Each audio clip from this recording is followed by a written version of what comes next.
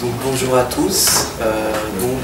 Lors de cette table ronde, on va avoir plusieurs objectifs. Donc le premier, ça va être de discuter de la conscience autour à la fois de l'être humain, de la machine, mais aussi de l'animal. Le deuxième objectif, ça va être de discuter des résultats qu'on a pu faire avec Marion sur le questionnaire qui vous a été envoyé il y a une semaine.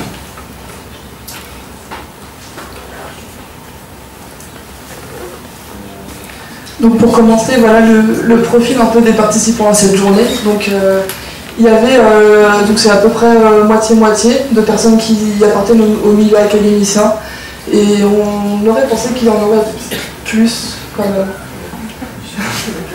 On pensait, du coup je ne sais pas si c'est des gens qui n'ont pas forcément répondu tous à nos questions, donc voilà, on s'était interrogé par rapport à ça.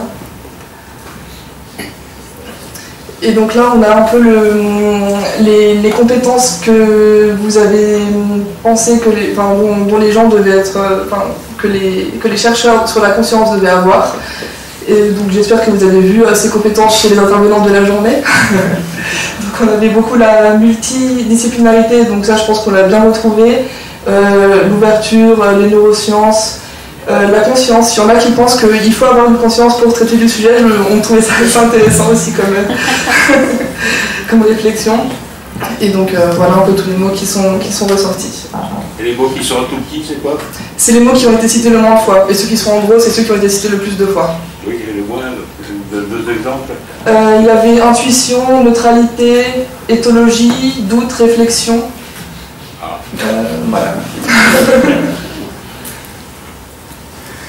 Donc d'après les résultats, les professionnels les plus à même à répondre sur des questions au sujet de la conscience sont donc en premier lieu un neuroscientifique à 40%.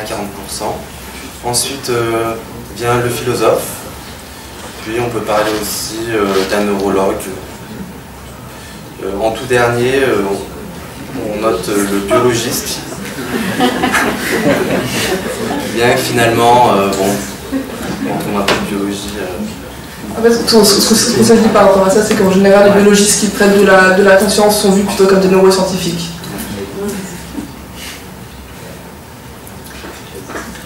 Et donc voilà, donc ça c'était pour la première question à laquelle vous avez répondu, donc c'était les attributions de conscience.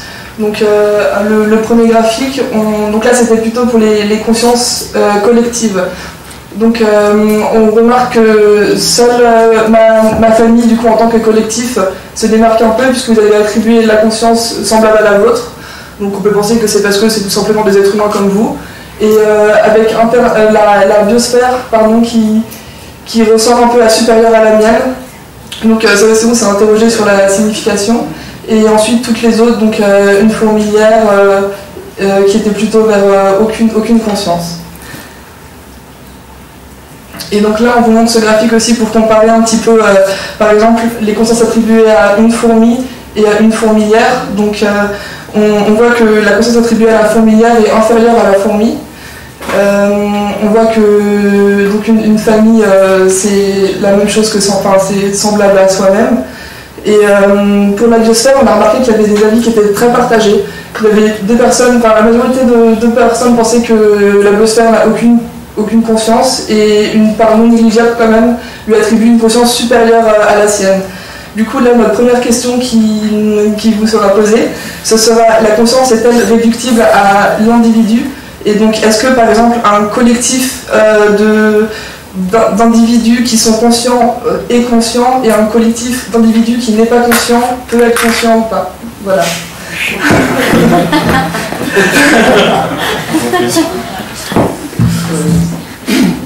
Alors, cette notion de conscience collective, elle est évidemment en relation directement avec la notion d'intelligence collective qui circule depuis assez longtemps.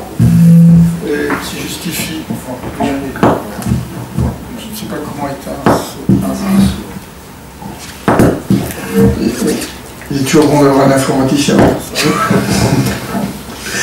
C'est l'autre qu'il faut. C'est plus. Ah oui, c'est sûr.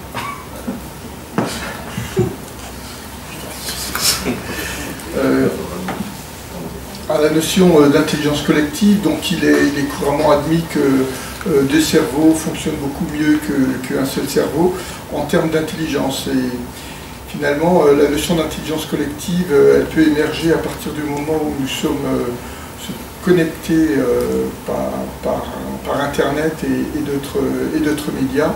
Et donc peut émerger peut-être une autre façon de voir les choses. Mais ça, c'est plutôt le domaine de Malik. Cette question, elle résonne aussi pour un biologiste dans la notion de superorganisme qui est attribuée aux fourmilières.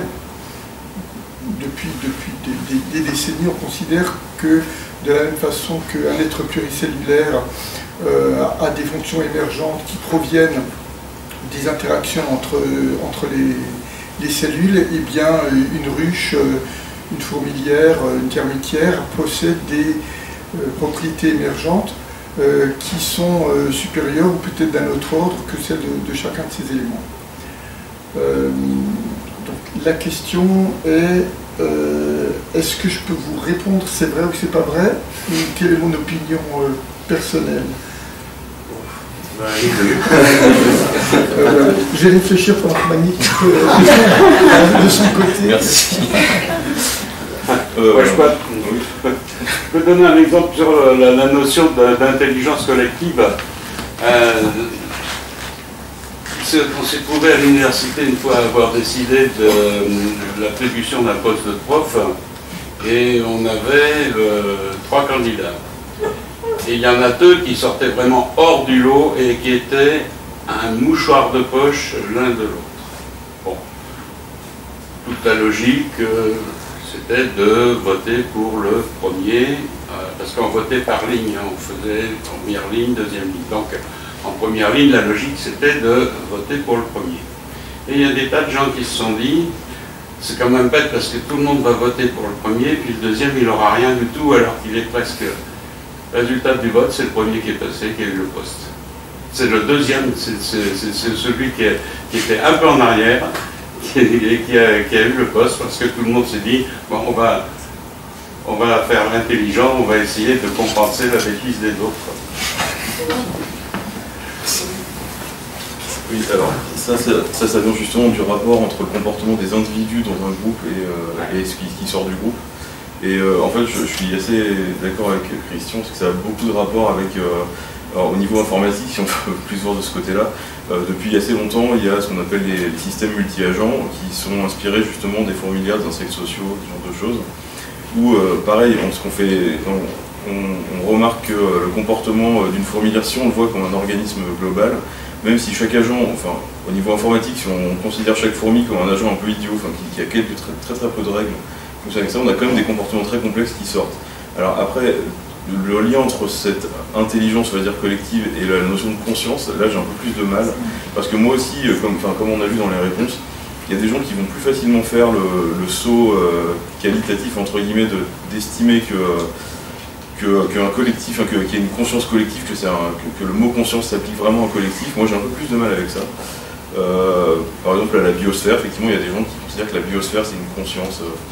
On a eu par exemple avec l'intervention sur le chamanisme, il y a aussi des gens qui ont des points de vue un peu plus animistes, qui attribuent la conscience de façon beaucoup plus large que disons, la définition que moi j'en retiens. Donc de toute façon ça correspond pas mal à ce qu'on a entendu dans la journée, c'est qu'il y a des points de vue plus centrés juste sur l'individu et l'humain, comment on le ressent, la phénoménologie, ce genre de choses.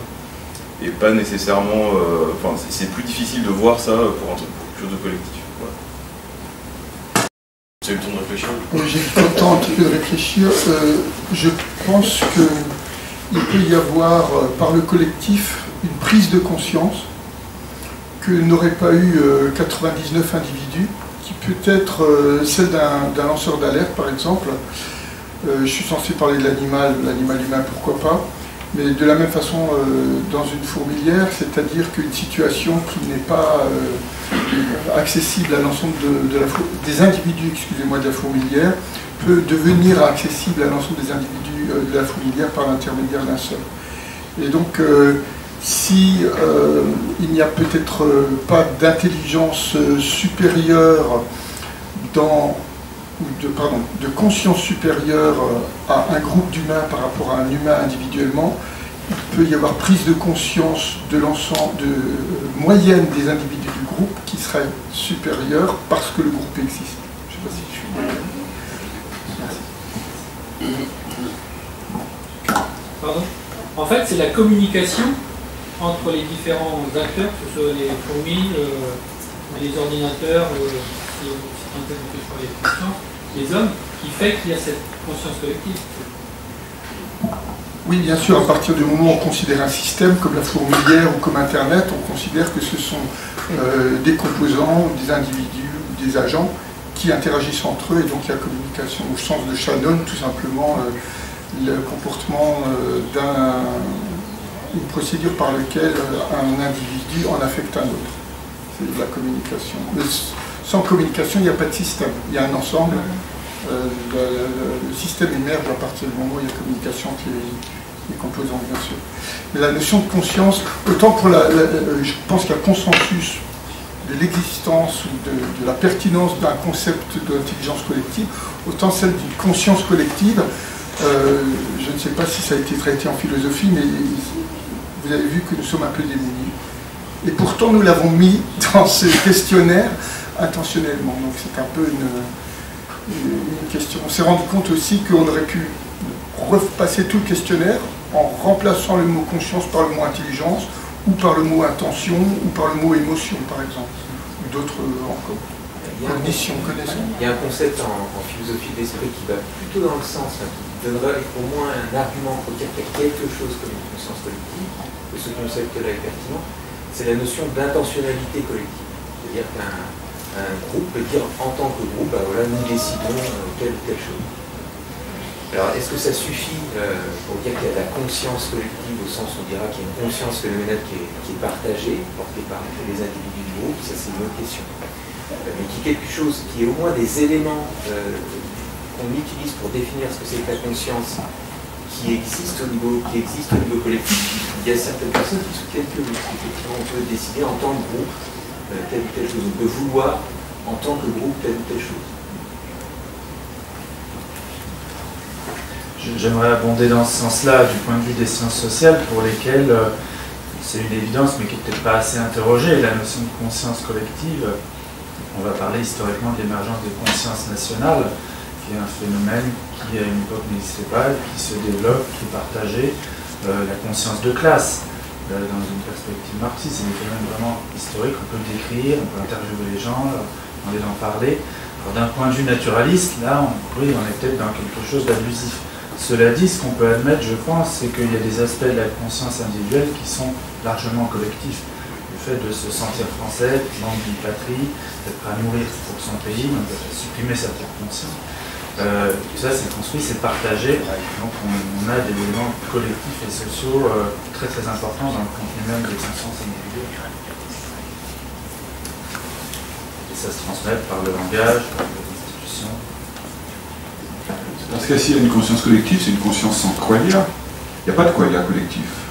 Je ne dis pas que toutes les propriétés qu'on utilise pour caractériser la conscience peuvent se retrouver à un niveau collectif. Donc certaines propriétés au moins, c'est déjà un point important, peuvent se retrouver. Quand tu cherches à gagner, nous cherchons à gagner, c'est pas un investissement. En tant que groupe, on cherche à faire quelque chose. Mais pas toutes les propriétés, et peut-être qu'effectivement la dimension des qualia, de la classe, c'est le collectif. Au lieu de dire je suis conscient, on peut dire c'est l'univers qui est conscient.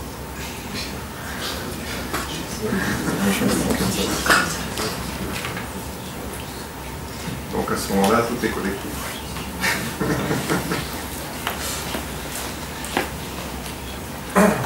Désolée, on va devoir passer aux questions suivantes. C'est bien de voir que les sujets... Voilà.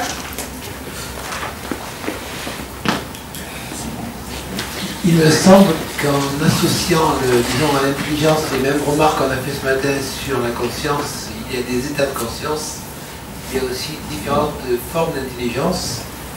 L'intelligence collective qui consiste à augmenter son information en termes par exemple de créativité, c'est une chose. l'intelligence collective va prendre une décision, c'est tout à fait différent et moins pertinente. Donc on a aussi intérêt à sortir de cette uniformisation, un nous, pour dire beaucoup de choses derrière, il me semble.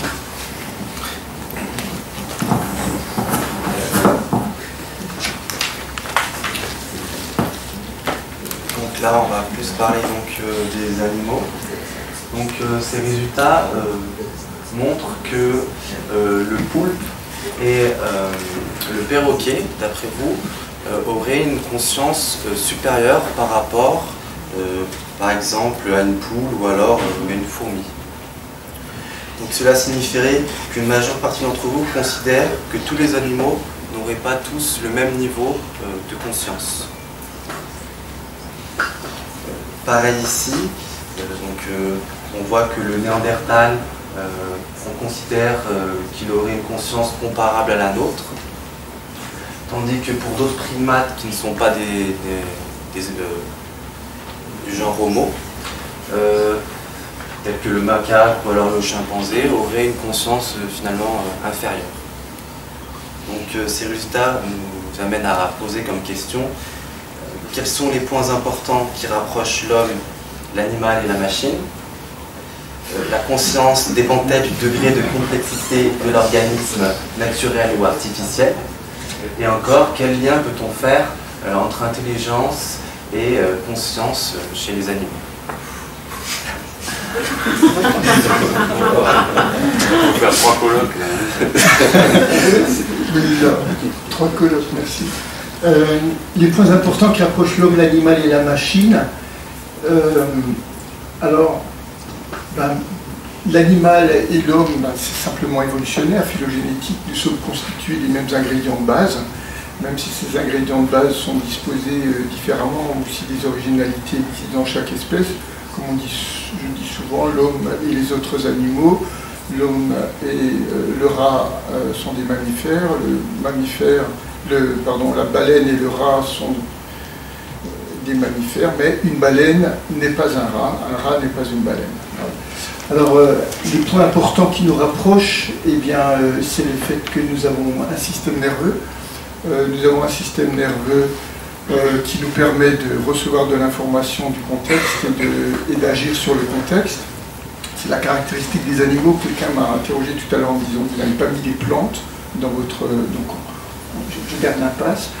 Et la machine est faite à l'image de l'homme, en fait. La machine est faite à l'image de l'homme, et du point de vue évolutionnaire, pour moi, la machine est un descendant de l'homme. Il y a un concept que vous connaissez peut-être différemment, qui est le concept de mème, qui a été proposé par Dawkins. Dawkins fractionne, si je peux dire, l'hérédité biologique en gènes, comme tous les généticiens, et fractionne l'hérédité culturelle en mèmes. Et les gens de votre génération, vous connaissez des mèmes qui sont des mèmes très particuliers, qui sont des personnages que l'on voit apparaître actuellement sur le net, mais avant que ceci n'apparaisse, le terme de mème avait déjà été proposé par Dawkins pour des éléments culturels qu'on peut trouver dans une tribu. On va avoir la tante Claire. La tante Claire va se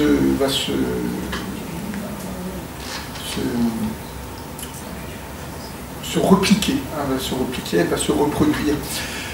Et donc, l'information culturelle, elle peut être portée par la voix. Je raconte le petit chaperon rouge que m'a raconté ma grand-mère, je peux l'écrire, ce livre peut être écrit par quelqu'un d'autre, c'est le même qui se prolonge. Alors, il y a donc, ça c'est la machine, tu diras sûrement d'autres choses, mais pour l'homme et l'animal, les points importants du point de vue de la conscience, c'est que nous avons des systèmes nerveux. Alors ces systèmes nerveux sont très différents, et certaines parties de nos systèmes nerveux qui semblent essentielles dans l'état de conscience, on va dire non pathologique, n'existent pas chez d'autres animaux.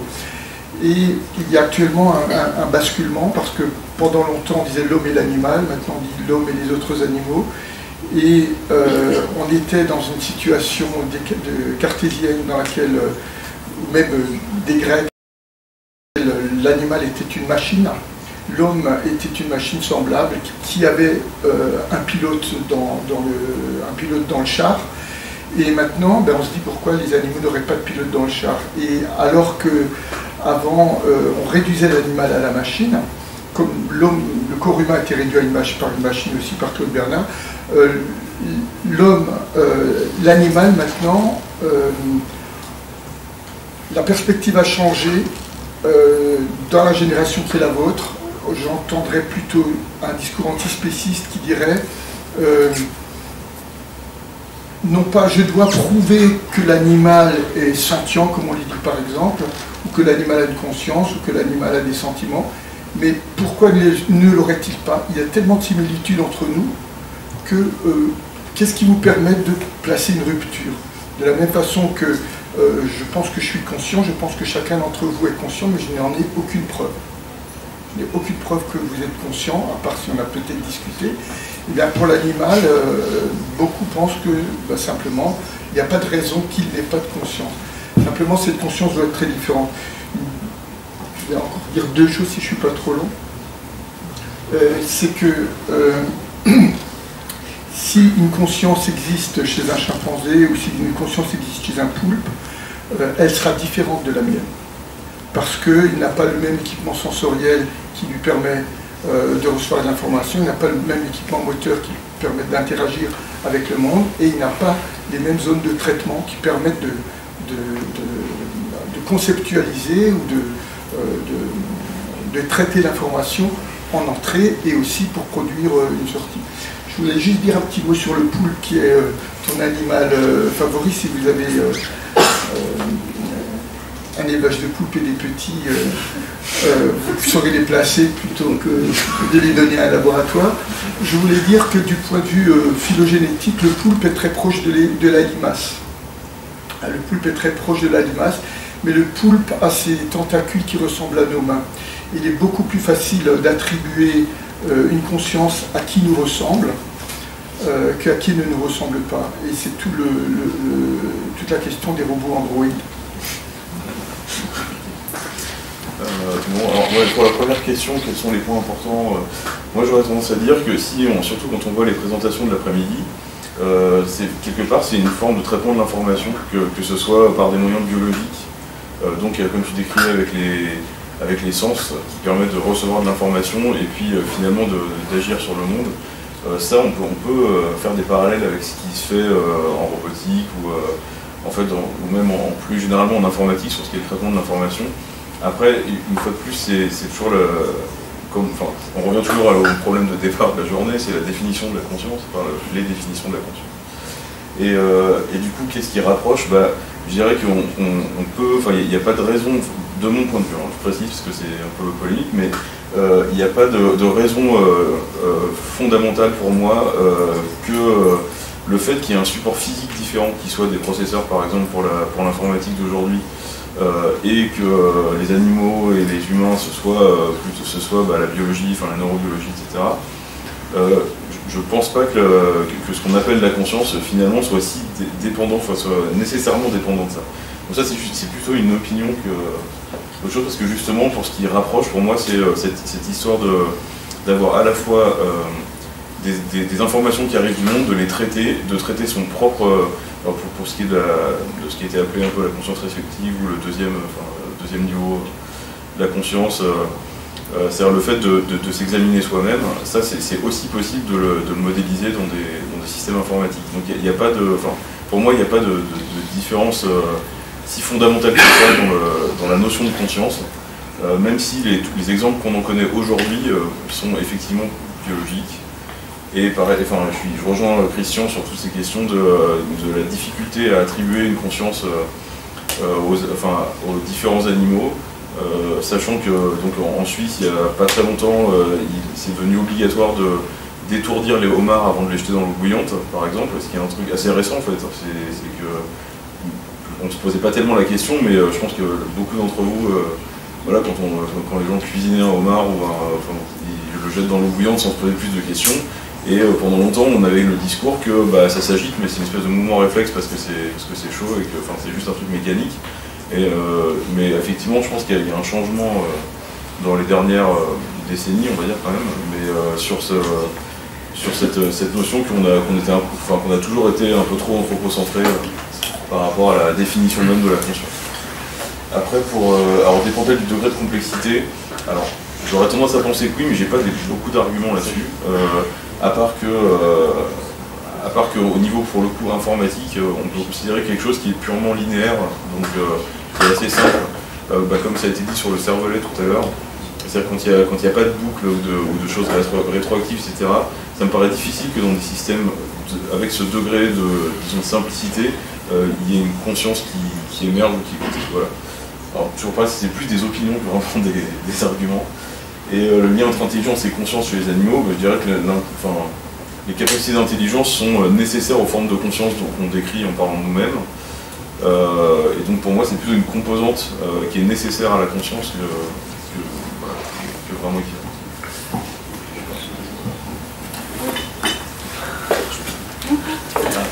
Alors effectivement, j'ai envie de réagir sur pas mal de points en fait. En fait, quand même, un des points que tu cites, Omar, c'est quand même la douleur. C'est-à-dire que quand il y a un signal de douleur, on a tendance à activer la conscience. Et je sais que, voilà, pour la petite histoire, les nouveaux-nés étaient censés être sans conscience il n'y a pas si longtemps et on leur faisait quand même pas mal de choses pas très sympas. Donc maintenant, ok, on les respecte un peu mieux. Donc la même chose pour Omar, c'est une bonne chose. Donc je pense que la composante douleur, qui est quand même une composante éminemment affective, c'est un des critères de conscience qu'on doit prendre en compte et quid de la machine par rapport à ça. Bon. Après, je reviens quand même sur le problème de responsabilité, c'est-à-dire tu accordes une conscience à une machine, tu lui donnes des droits, voilà, enfin, c'est bon, à discuter quand même. Et puis, qu'est-ce qui m'a fait tiquer, le dernier truc, le lien entre intelligence et conscience chez les animaux. Intelligence, pour moi, c'est quand même métacognition, c'est-à-dire qu'on est bien à un niveau très, si on prend les choses de façon hiérarchique, un niveau assez supérieur. Mais à discuter. Ça dépend quand tu définis intelligence là, du coup, parce que... On a des tas d'expériences de métacognition chez les animaux. Oui, aussi, oui. Mais oui, mais à partir de quel moment est-ce qu'on a de la métacognition? On va peut-être devoir avancer un petit peu.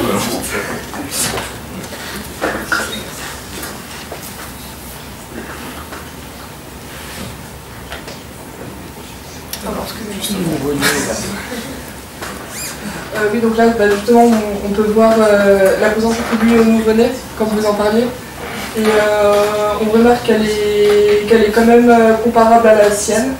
Enfin, la majorité des gens ont répondu qu'elle était comparable à la sienne, à la leur. Donc on voit que ça a quand même évolué. Voilà. On évolue. L'attribution de la conscience dans la...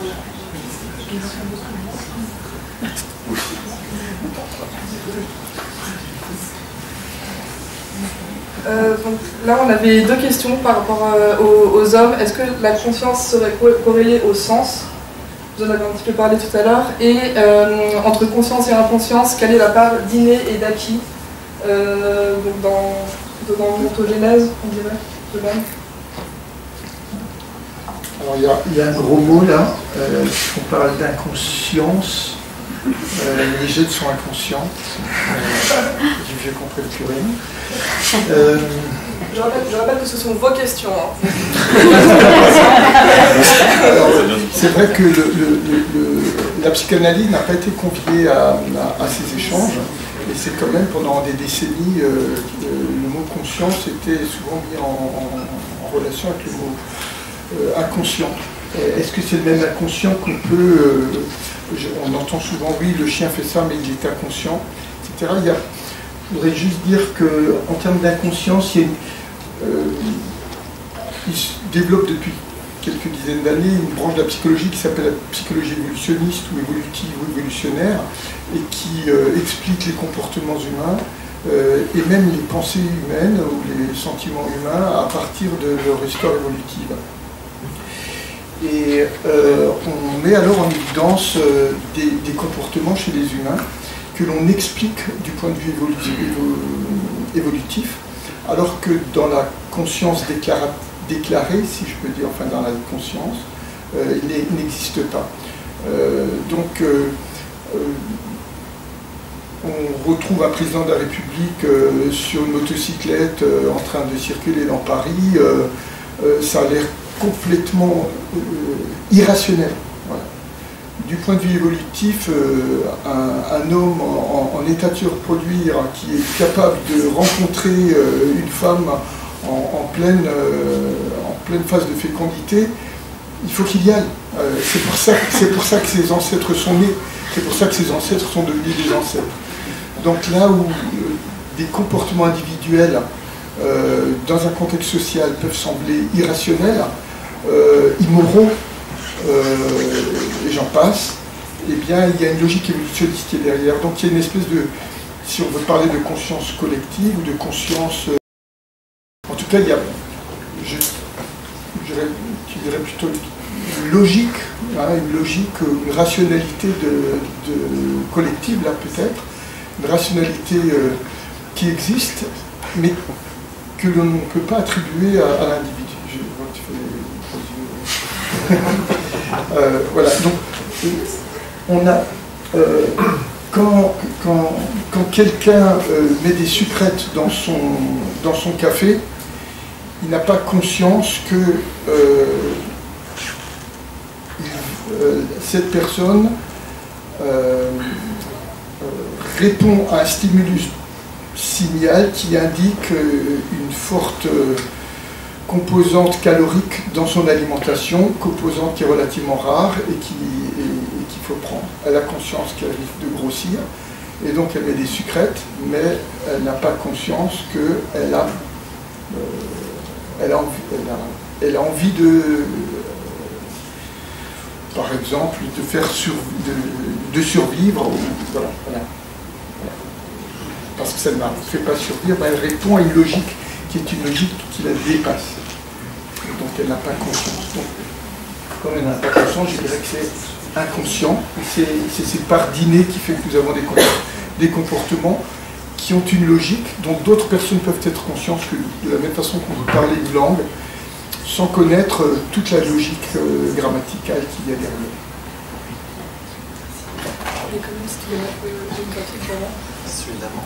Je voulais quand même faire ressentir quelque chose qui nous a fait assez rigoler. C'était la part non négligeable quand même, donc 20% de vous attribuent une conscience supérieure à la sienne à un prix Nobel.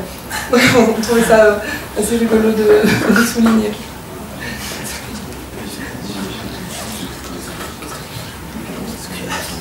C'est la confusion entre conscience et intelligence. Certaines formes d'intelligence. Est-ce qu'il y aurait des réactions, des questions dans cette partie? Peut-être sur l'inné et l'acquis, je pense que le niveau de conscience peut dépendre de toute notre expérience et puis des capacités qu'on peut avoir d'analyser les choses. Enfin, je ne sais pas si c'est...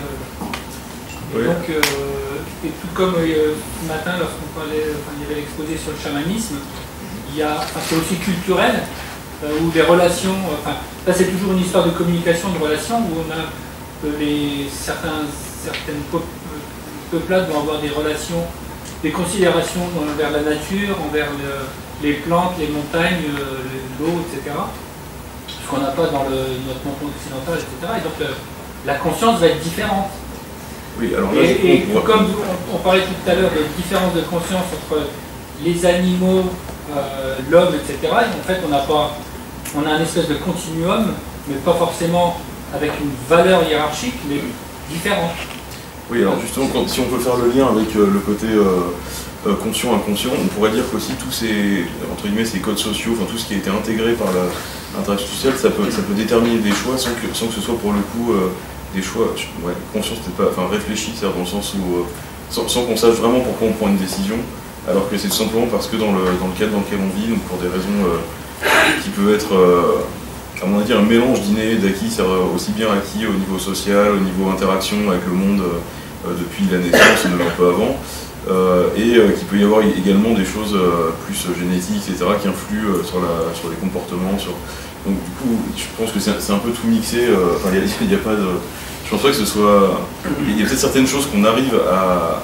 on arrive à prendre conscience que certaines décisions conscientes qu'on prend sont influencées par des choses qui, elles, sont inconscientes. Moi, si je retourne, alors, puisque le rôle que j'ai, c'est plus d'aller du côté des choses artificielles, on pourrait presque dire que le côté inné acquis, ça pourrait être mis en parallèle avec quelque chose qui est programmé explicitement dans un programme et quelque chose qui est appris par un programme qui se modifie au fur et à mesure de son expérience avec tous les modèles d'apprentissage par renforcement, ce genre de choses. Il y a souvent quand même tous les robots qui fonctionnent avec des choses comme ça.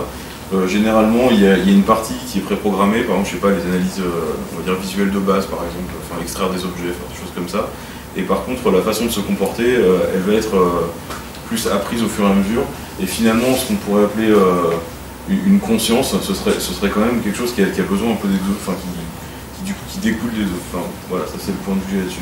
Pour corréler au sens, là c'était plus par rapport aux animaux quand on parlait et du coup c'est vrai que ça peut s'étendre aussi donc, aux machines, etc. De dire que le contenu de la conscience il est quand même dépendant de la façon dont on interagit avec le monde. Et donc l'interaction avec le monde, le sens, les sens, ça fait partie du mode d'interaction. Et comme tu disais sur les chauves-souris avec les colocations, il y a d'autres espèces, les exemples que tu donnais sur les poissons électriques, qui ont qui sentent les champs électriques, ce genre de choses, ils n'ont pas forcément les mêmes représentations du monde, et du coup ils n'ont peut-être pas la même conscience du monde que nous. Donc ouais, voilà, je pense qu'il y a donc une corrélation dans le contenu de la conscience, mais en termes de nature, je ne sais pas trop si ça. Voilà, si les sens sont vraiment en changement là-dessus. Je ne sais pas si tu veux intervenir. Oui, c'est vrai que la question sur l'inné et l'acquis, Je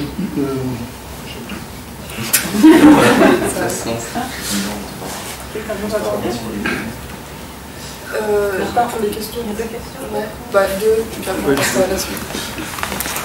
Je vais juste dire un mot sur le gros mot de l'inconscience. Au-delà de la psychanalyse, il y a tout un champ de psychologie expérimentale qui vise à documenter l'inconscient cognitif.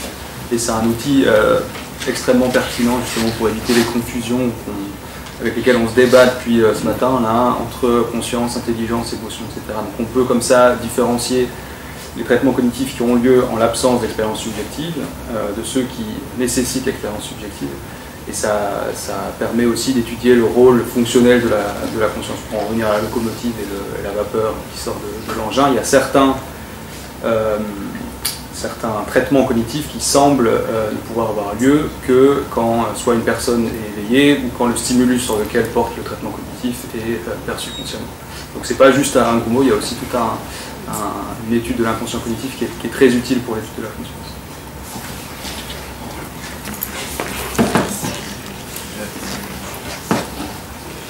Oui, en ce qui concerne la différence entre l'inné et l'acquis, je pense qu'il faut aussi se poser la question de comment l'inné a-t-il été acquis. Ne serait-ce que si on considère l'épigénétique, l'inné a souvent été acquis. À part les réflexes, disons, archaïques, et encore. J'ai retrouvé mes esprits. Pour la conscience phénoménale, il est évident qu'il y a un acquis important. À partir du moment où on m'a montré qu'un objet était important, qu'un mouvement était important, je peux le reconnaître. Quand il y a les jeux vidéo, je ne vois rien de ce qui se passe. Là où mes enfants voient la subtilité du jeu, etc. Football américain, c'est pareil, je comprends pas grand-chose de ce qui se passe, je vois qu'il court avec un ballon. Mais donc la conscience phénoménale, il est évident qu'elle est marquée par l'acquis.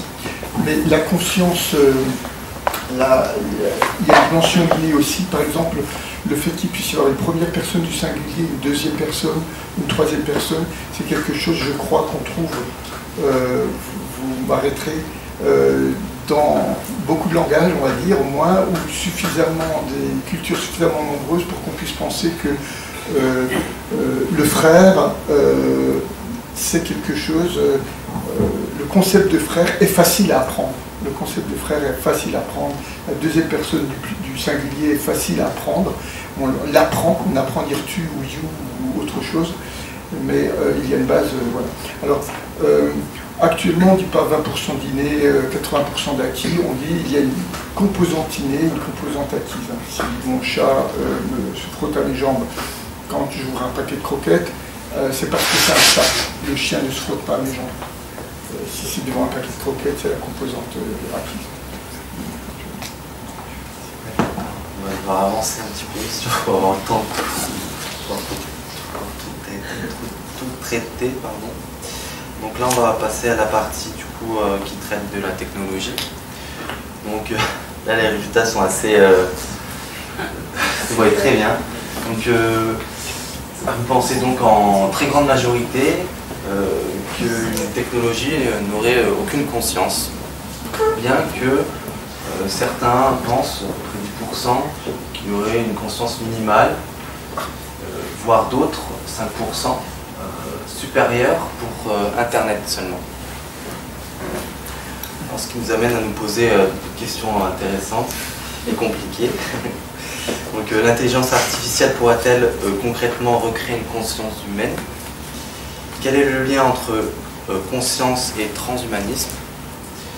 La conscience artificielle viendra-t-elle pas de façon involontaire lorsqu'un certain niveau de complexité aura été atteint?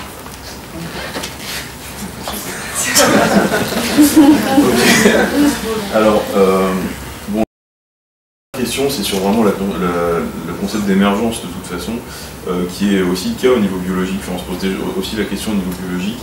Est-ce que finalement, ce qu'on appelle le phénomène conscience, c'est pas simplement l'interaction entre tout un tas de composants compliqués qui, en interagissant, donne lieu à ce qu'on appelle la conscience. Alors là, il y a toujours le problème de la définition.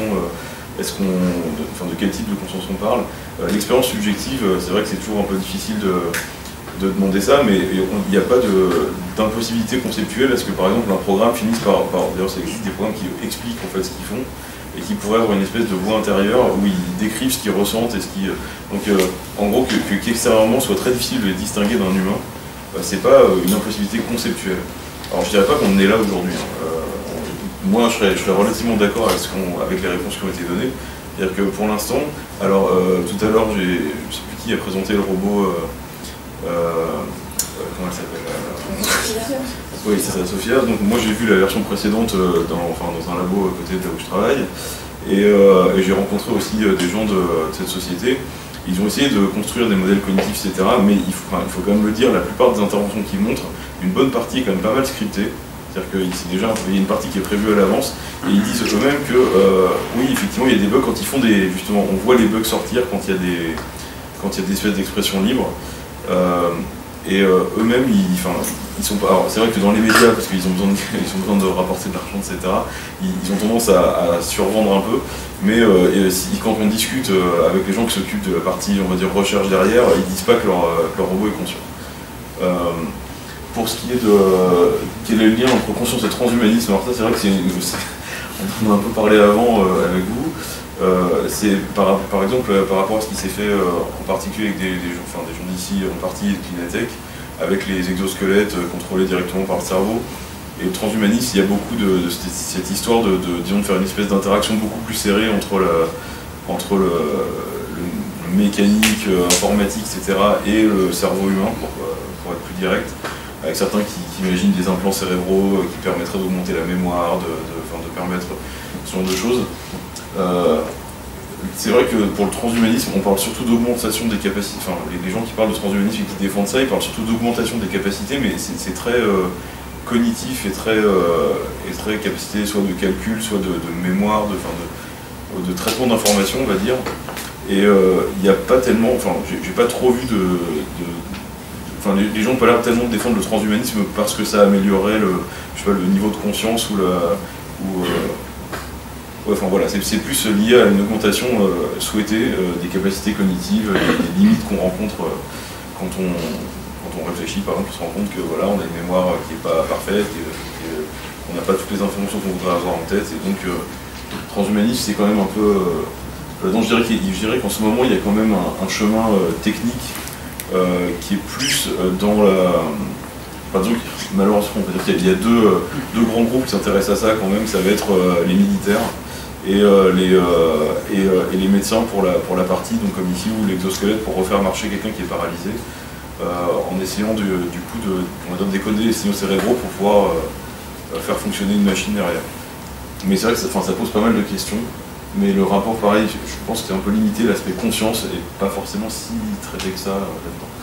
Après, est-ce que l'IA pourrait concrètement recréer une conscience humaine? J'aurais tendance à dire pas humaine, mais parce que justement, parce qu'avec des interactions avec le monde qui seront différentes, avec des capacités, par exemple, on peut imaginer une conscience artificielle qui aurait une mémoire entre guillemets parfaite, alors que nous, on passe notre temps à reconstruire en fait les souvenirs.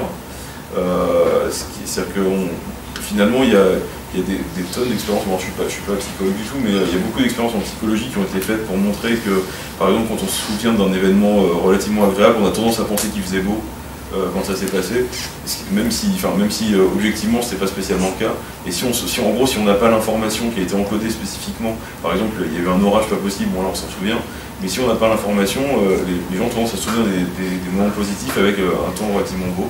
Et tout ce genre de choses qui montrent qu'on a des processus de reconstruction et qu'on n'a donc pas une mémoire qui est on va dire comme dans un ordinateur où on copie un truc, on garde et on modifie plus.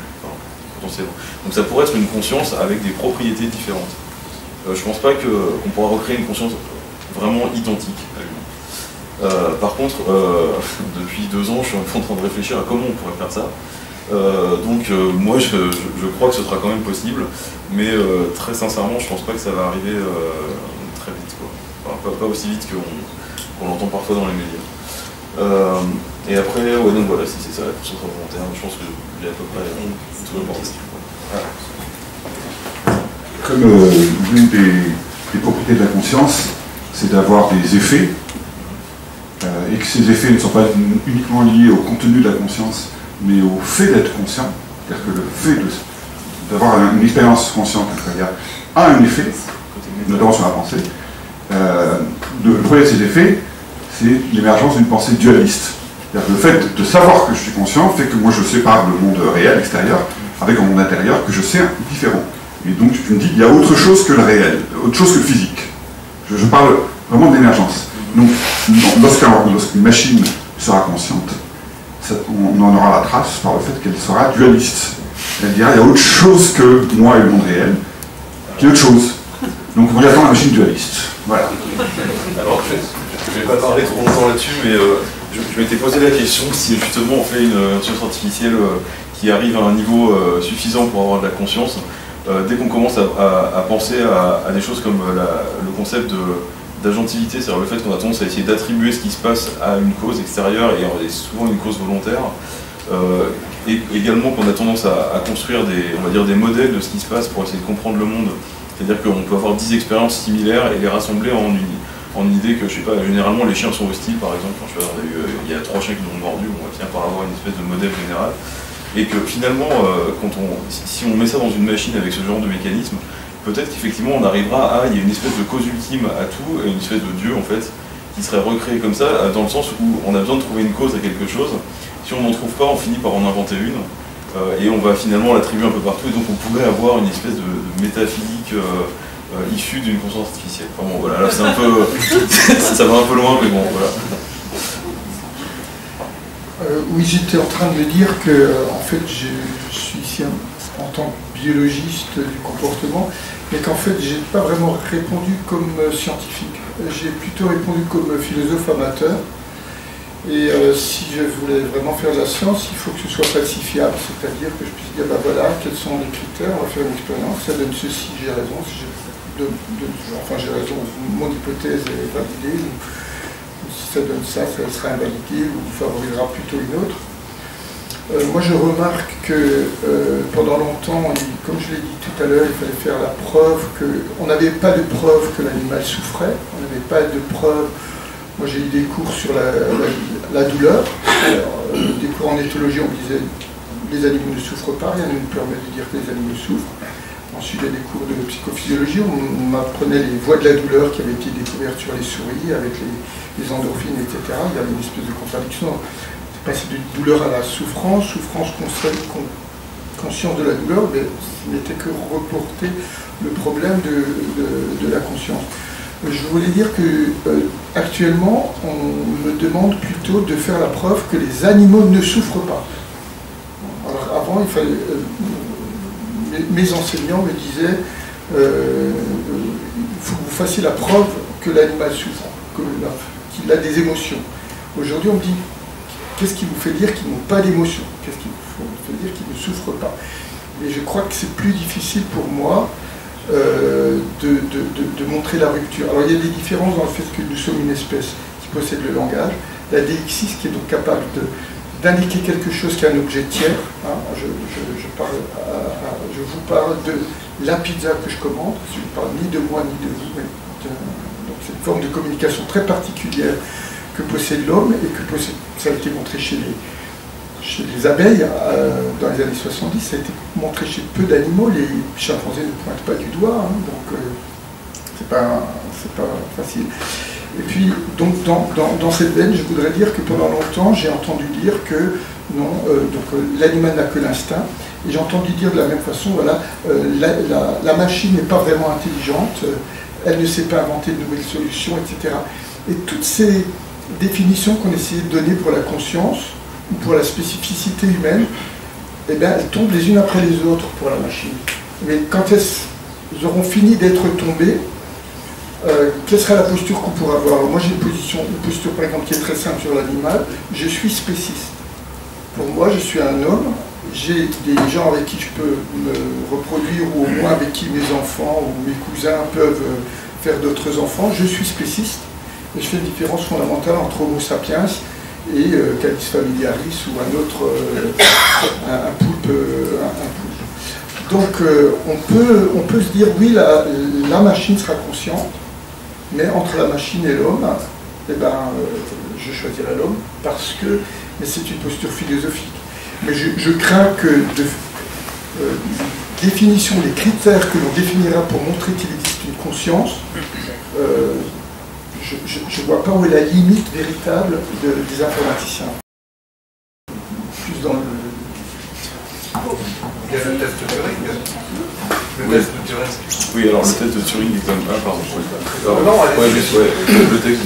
Le test de Turing est quand même extrêmement limité à un type d'interaction particulier qui est par le langage et par écrit, etc. C'est un test qui est de toute façon assez ancien pour une raison... À l'époque, justement, c'était un bon moyen de dire est-ce qu'on peut distinguer l'homme de la machine, c'est ça l'intérêt, en disant on va dialoguer avec quelqu'un par l'intermédiaire d'un écran, et le quelqu'un, on va devoir déterminer si c'est un humain ou pas un humain, une machine. Et à partir du moment où on n'arrive plus à distinguer les deux, c'est que la machine est en gros équivalente à l'humain, plus ou moins. Alors, je pense que justement, on a pas mal bossé sur ces questions-là dans le laboratoire où je suis, pour essayer de déterminer un test qui soit plus compliqué que ça, enfin plus étendu que ça, parce que finalement là, aujourd'hui, il y a certains robots conversationnels qui peuvent passer, on va dire, un test de Turing en se faisant passer pour un enfant de 11 ans qui discute sur Internet sur un sujet précis. En gros, ça peut marcher pour des cas très réduits. Et autant c'est quelque chose d'intéressant, mais c'est peut-être pas suffisant pour caractériser la conscience, en gros, juste la capacité à dialoguer. Parce que justement, sur l'interaction avec le monde, finalement, c'est quand même, je ne sais plus combien, mais il avait une limite de temps, une durée particulière pour cette interaction. Et il y a plein de gens qui proposent des tests maintenant pour essayer de dire, par exemple, est-ce qu'on a des capacités de communication sociale, est-ce qu'il y a des aspects plus purement sensoriels, justement pour voir si on peut étendre cette notion de conscience, pas juste à comparer un humain et une machine, mais aussi faire une espèce de gradation mais multidimensionnelle sur des espèces jusqu'aux machines, de toutes les espèces jusqu'aux machines. Donc c'est intéressant. Mais... Je vous propose qu'on continue la discussion à la collation, parce que normalement il y a une collation encore servie à l'extérieur. Je vais encore remercier tous les... Non, il y a encore quelque chose à dire. Quelques secondes. Voilà. Alors ce sont typiquement les questions qui vont être abordées à la collation. C'est ça. Et ça c'était pour le prochain en fait. C'est pour la prochaine journée. Voilà. C'est une sélection déjà. Il en reste.